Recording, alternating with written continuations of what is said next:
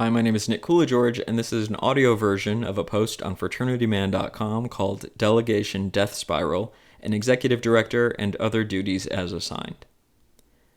In most medium to large, historically white fraternities, the Executive Director, or CEO, which I'll just call the Executive Director, is employed by an international or national board.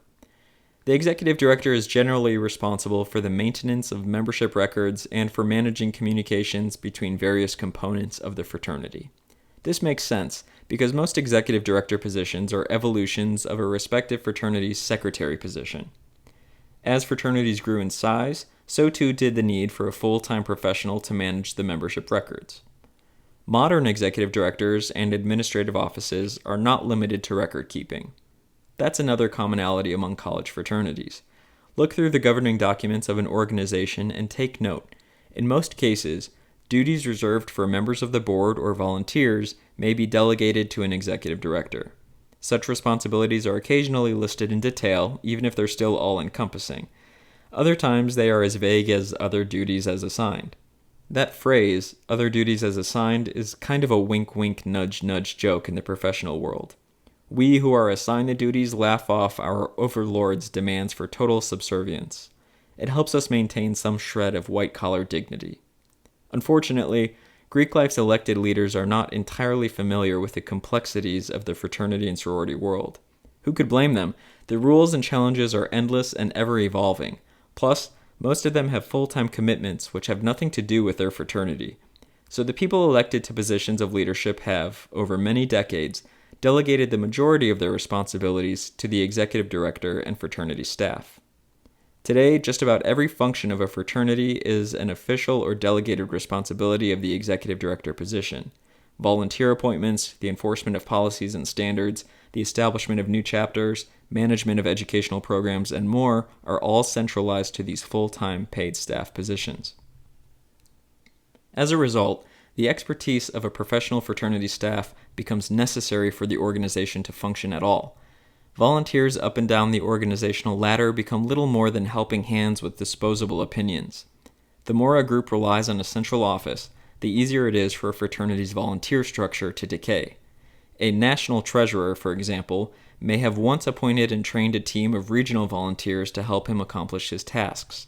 Now he can assign it all to the finance professionals at the administrative office. This is the big picture problem for those fraternities and sororities with an administrative staff. Few recognize or challenge it because anyone who knows anything about Greek life is either a part of this reality or yearns for something like it. What happens when a fraternity relies on one tiny component of the organization to handle all of the work? That component becomes the most important, indispensable part of the fraternity. Closing a chapter means lost revenue and some angry members who no longer have a vote anyway. Trying to get rid of your fraternity's central office staff, that idea is unthinkable. A fraternity's board, volunteers, and members come to rely on the ED and staff for all information related to the organization. Every consequential decision or question funnels through just one or two people. In bad cases, this creates a closed communication circuit between an executive director and the fraternity's board. In all cases, however, our organizations make poor use of distributed knowledge. As a result, one-size-fits-all policies and programs become the norm.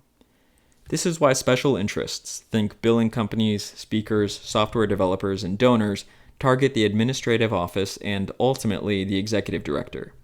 No one who has an educational program to sell is going to reach out to the various chapter presidents or even the singular national president of a college fraternity. They know that almost everyone in the organization relies on the expertise of the executive director to make decisions. It applies equally at the campus level. Sell the product to the student or person who oversees all of the councils.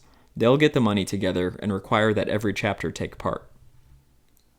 So, most vendors have learned that creating and marketing products which reduce the burden or enhance the work of the fraternity staff is the key ingredient to getting a fraternity to sign more lucrative international or national contracts.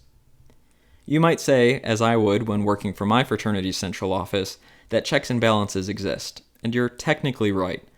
The voting delegates of most fraternities are technically responsible for electing their board and enacting the policies and programs carried out by the board or delegated to the executive director.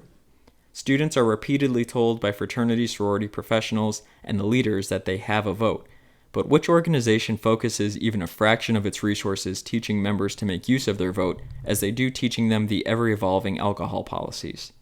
Furthermore, we whittle down the options for a vote well before the members are aware that a vote is happening. This year's board sets the slate for next year's board. Guess who appointed the nominating committee for next year's board? This billing software is the best, and so we should either use it or use nothing. Guess who reviewed the options and made the recommendation?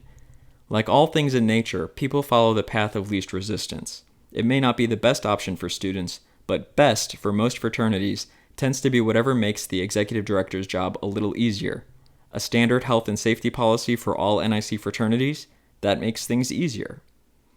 To sum everything up, the biggest challenge and threat to college fraternities is not issues like hazing, sexual assault, substance misuse, or elitism.